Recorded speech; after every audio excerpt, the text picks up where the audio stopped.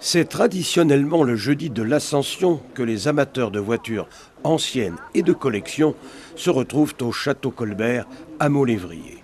Cette année était la 42e édition. Et c'est chaque fois un enchantement pour les propriétaires de ces automobiles de prestige et aussi pour le public.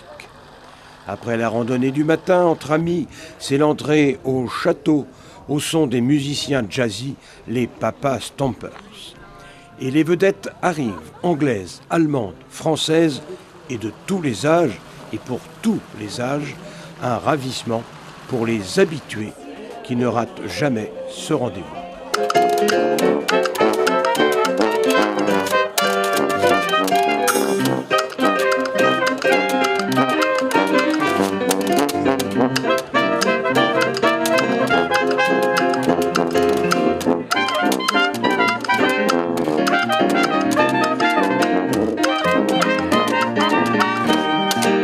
L'organisateur André Hubert Hérault, qui commande aussi le défilé de ces belles mécaniques, affiche une année de plus au palmarès de l'âge d'or.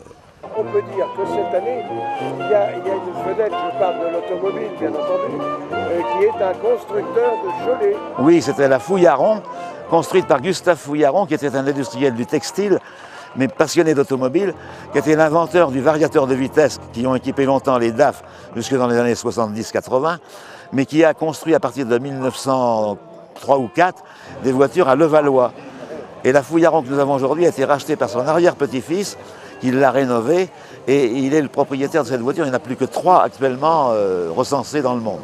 Pour organiser une manifestation telle que celle-ci, c'est la passion, je suppose. Oui, c'est la passion, parce qu'on aime tous les voitures. Et puis en plus, depuis des années, on a appris à connaître tous ceux qui sont passionnés. Ce qui fait qu'on a un petit réseau, après ça devient des copains, ça devient des amis. Et ça facilite beaucoup les choses aussi. Et maintenant, suivons le guide. Côté outre-Atlantique, les Américaines. Plus de 6 mètres de long, facile à garer comme tout. Côté outre-Manche, une belle prestation des Jaguars. Type E, Mark II, V6 et V8 berline, et la sympathique et légendaire Triumph, comme celle de Mark. Celle-ci est de 1960. Elle est de 1960, je l'ai achetée moi il y a 11 ans, et j'en suis très satisfait. Alors on dit que c'est un moteur de tracteur là-dessus. Tout à fait, c'est un moteur de tracteur, un Mac, mais qui donne toute satisfaction. Moteur bloc fonte, culasse fonte, sans souci.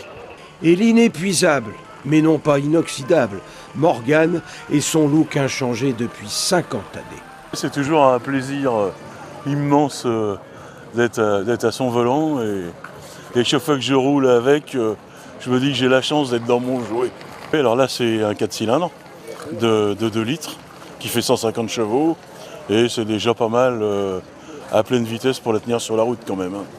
Donc c'est une voiture du début des années 90 et qui est très fiable. Gérard, lui, vient d'acquérir une Mustang, voiture culte des années 60 et vedette de bien des films de cinéma. C'est pas celle de Bullitt, celle-là. C'est la 289, classique. Oui, la 8 cylindres. Voilà. 200 chevaux. Et ça fait beaucoup d'années que vous êtes propriétaire. 9 mois.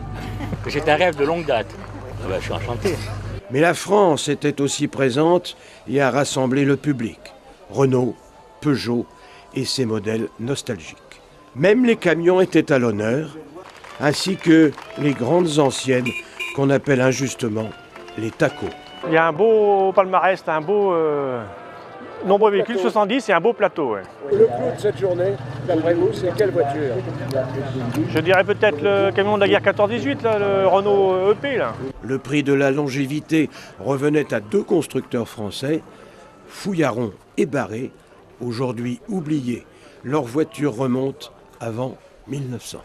Tout comme certaines musiques de jazz qui venaient de naître. L'âge d'or, en quelque sorte. Rendez-vous en 2019, l'année prochaine, au Château Colbert, avec ces fous roulants sur leur drôle de machine.